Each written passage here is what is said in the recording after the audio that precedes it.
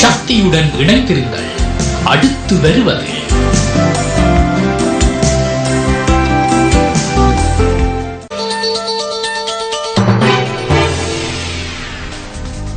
வணக்கம். நீங்கள் இணைந்து கொள்வது இலங்கையின் முதல் தர செய்தி வழங்குனர் நியூஸ் ஃபர்ஸ்டின் மதிய நேர பிரதான செய்தி அறிக்கையோடு. கொழும்பில் அமைந்துள்ள நியூஸ் ஃபர்ஸ்டின் பிரதான கலையகத்தில் இருந்து உங்களை சந்திக்கும் நான் சண்முகநாதன் வினோதர்ஷன். விரிவான செய்திகளுக்கு செல்லும் முன்னர் முதலில் இன்றைய தலைப்புச் செய்திகள். இன்னும் சில மணித்தியாலங்களில் இலங்கை மத்திய வங்கிக்கு புதிய ஆளுநர் ஒருவரை நியமிப்பதற்கு தீர்மானித்துள்ளதாக ஜனாதிபதி தெரிவித்துள்ளார். புங்குடுதீவு மாணவி வித்யாவின் கொலை தொடர்பில் கைது செய்யப்பட்ட சந்தேக நபர்களின் விளக்கமறியல் மீண்டும் நீடிக்கப்பட்டுள்ளது.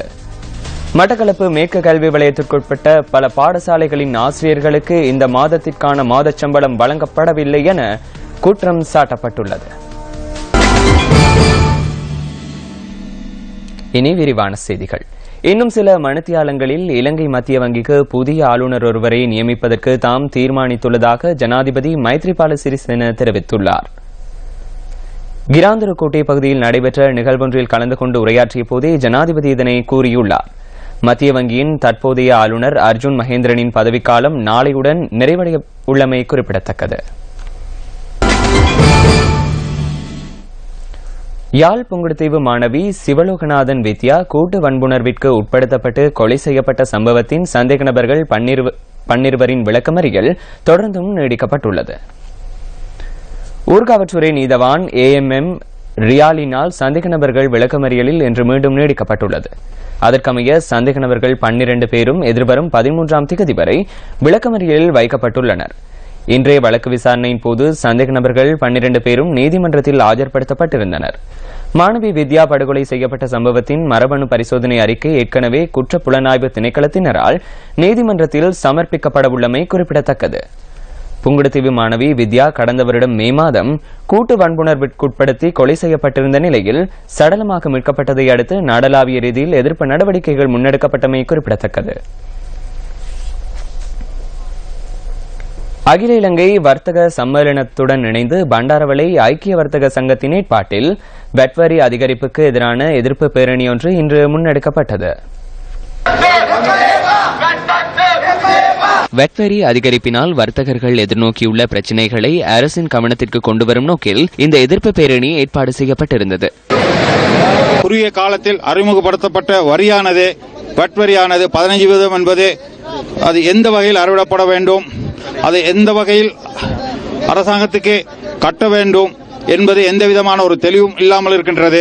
அது மட்டுமல்லாது சாதாரணமாக வியாபாரத்தை நடத்தி கொண்டிருக்கக்கூடிய ஒருவருக்கு 15% வட்டி அறவீடு என்பது எந்த வகையிலுமே பொருந்தாது. அத்துடன் இன்றைய தினம் பண்டாரவளை நகரில் உள்ள வர்த்தக நிலையங்கள் மூடப்பட்டிருந்ததாக எமது பிராந்திய செய்தியாளர் கூறினார்.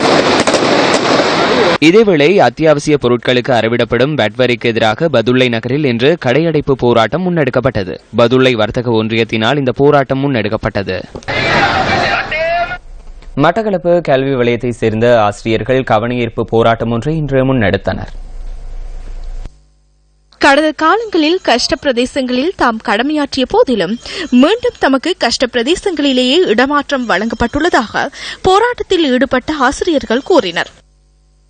கஷ்ட பிரதேசமும் செய்திருக்கோம், வெளிவலயமும் செய்திருக்கோம். இதுல இருக்கிற ஆசிரியர்கள் அப்ப கஷ்ட பிரதேசம் வெளிவலயம் செய்யாதவர்கள் இருக்க எங்களோட பேர் அங்க போயிருக்கு. அதை ஏன் போனது? காரணம் என்ன?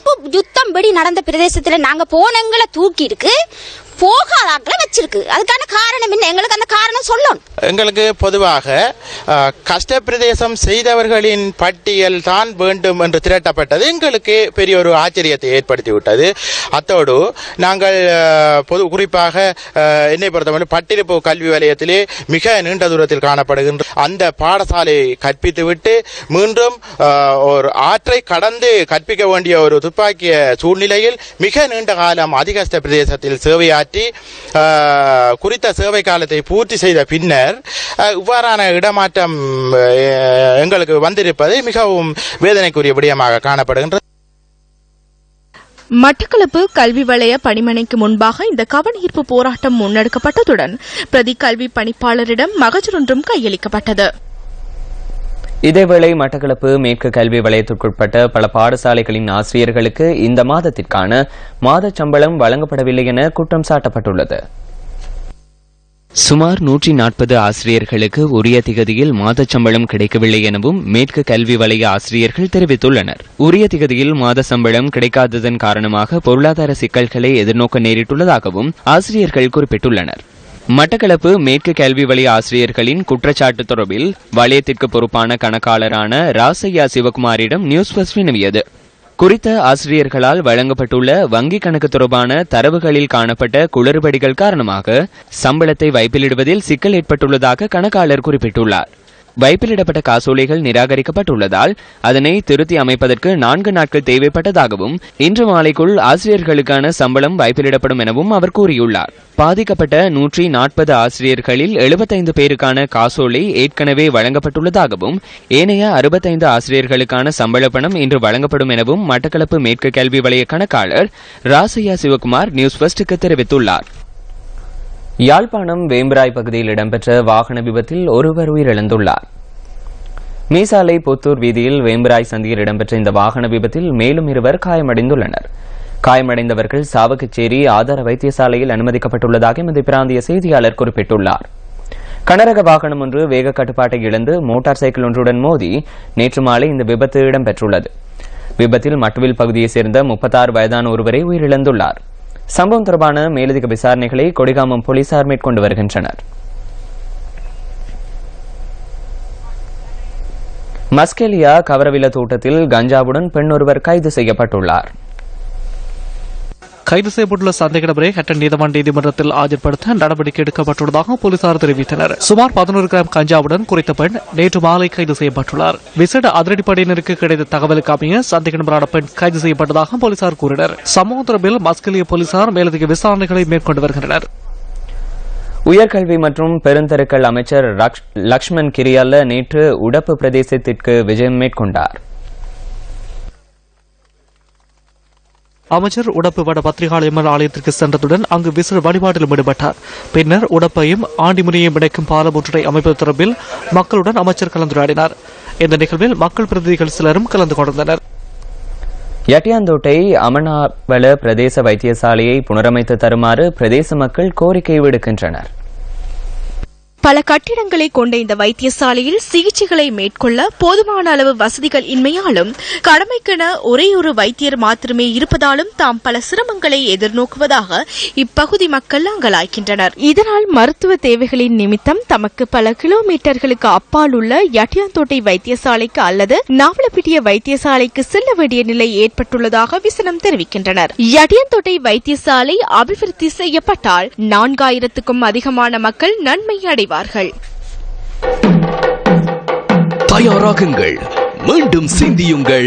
மக்கள் அலை கிராமங்கள் தோறும் நகரங்கள் தோறும் அடிமட்டத்திலிருந்து கட்டியெழுப்பப்படும் மக்களின் குரலுடன் ஒன்றிணையுங்கள்.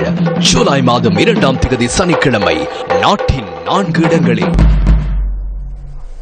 தேர்தல் காலத்தில் வாக்குறுதிகளை வழங்கி வெற்றியீட்டிய பிரதிநிதிகள் அதன் பின்னர் தமது பிரச்சினைகள் தொடர்பில் கவனம் செலுத்துவதில்லை என மக்கள் கூறுகின்றனர். உங்கள் வாக்குரிமைக்கு மதிப்பளிக்கப்பட்டுள்ளதா? மீண்டும் சிந்தியுங்கள் என்ற தொனிப்பொருளின் கீழ் நியூஸ் ஃபர்ஸ்டினால் முன்னெடுக்கப்படும் செயற்திட்டத்திற்கு கருத்து வெளியிட்ட போதே மக்கள் இதனை தெரிவித்தனர். நுவரெலியா மாவட்டத்திற்கான மீண்டும் சிந்தியுங்கள் குழுவினர் இன்று ஹட்டன் காமினிபுர பிரதேசத்தில் பயணத்தை ஆரம்பித்தனர். இந்த பகுதி மக்கள் வீதி சீரின்மை உள்ளிட்ட பல்வேறு பிரச்சனைகளை எதிர்நோக்கி வருவதாக எமது குழுவினரிடம் தெரிவித்தனர். தேர்தல் காலத்தில் வீடு தேடி வந்து வாக்குறுதி அளித்த அரசியல்வாதிகள் தற்போது அவற்றை மறந்துள்ளதாக மக்கள் கவலையை வெளியிட்டனர். இதேவேளை ஹட்டன் நகரத்திற்கு விஜயம் மேற்கொண்ட மற்றொரு குழுவினர் லட்சமான பிரதேசத்துக்கு சென்று மக்களின் கருத்துக்களை பதிவு செய்து கொண்டனர்.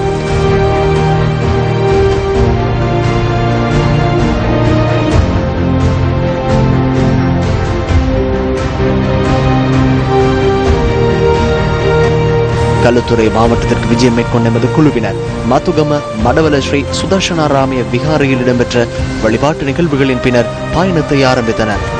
மீண்டும் சிந்தியுங்கள் செயற்திட்டத்திற்கு இந்த பகுதி மக்களிடையே பெரும் வரவேற்பு கிடைத்துள்ளது.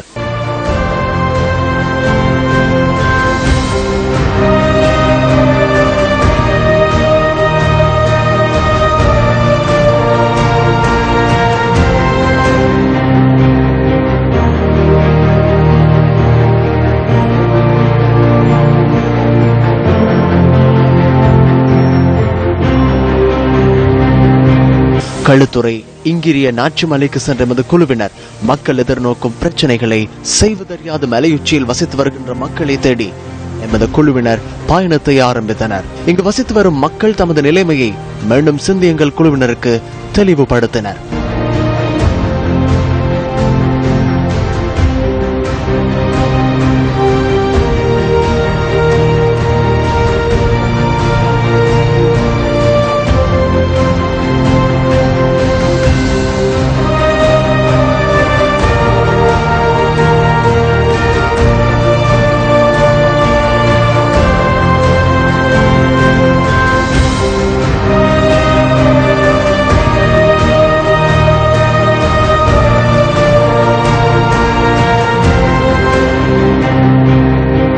மட்டக்களப்பு மாவட்டத்துக்கு விஜயம் செய்த எமது குழுவினர் மக்களின் வாக்குரிமைக்கு மதிப்பளிக்கப்பட்டுள்ளதா என்பது குறித்து ஆராய்ந்தனர். கோரதீவு பற்ற பிரதேச செயலாளர் பிரிவுக்குட்பட்ட பலாச்சோலை, முதுமுன்மாரி ஆகிய பிரதேசங்களுக்கு விஜயம் செய்து அங்குள்ள மக்களின் கருத்துக்களை அவர்கள் பதிவு செய்தனர். இந்த பிரதேசத்தில் சுத்தமான குடிநீரை பெற்றுக் கொள்வதில் மக்கள் சிரமத்தை எதிர்நோக்குகின்றனர். இதேவேளை காட்டு யானைகளின் தொல்லையும் பிரதேச மக்களின் இயல்பு வாழ்க்கைக்கு பாதிப்பை ஏற்படுத்தியுள்ளது. வைத்தியசாலை வசதியின்மையும் இம்மக்கள் எதிர்கொள்ளும் மற்றொரு பிரதான பிரச்சனையாகும். இன்று பிற்பகல் வேளையில் மட்டக்களப்பு மாவட்டத்தின் மேலும் பல பகுதிகளுக்கும் எமது குழுவினர் செல்ல உள்ளனர். மீண்டும் சிந்தியுங்கள். உங்கள் வாக்கிற்கு பலன் கிடைக்கின்றதா? முதலிலே நாங்கள் செய்வதை யோசனைப்படி செய்ய வேண்டும், கருதி செய்ய வேண்டும். பிறகு வருத்தப்படுவது என்பது அது முட்டாள்தனமாகும். ஆகையினாலே எண்ணுவம் என்பது இழுக்கு என்று சொன்னால் எண்ணி துணிக கர்மம், பிறகு எண்ணுவம் என்பது இழுக்கு. ஆகையினாலே நாம் நாட்டை பாதுகாப்போம், நாட்டை வளமைப்படுத்துவோம், மக்கள் அனைவரும் ஒன்றாக இருப்போம், ஒரு நல்லாட்சியை உருவாக்குவோம். மீண்டும் சிந்தியுங்கள். உங்கள் வாக்கிற்கு பலன் கிடைக்கின்றதா? அந்த தகவலோடு நியூஸ் ஃபர்ஸ்டின் மதிய நேர பிரதான செய்தி அறிக்கை நிறைவடைகின்றது. தொடர்ந்தும் சக்தி டிவி நிகழ்ச்சிகளோடு இணைந்திருங்கள். வணக்கம்.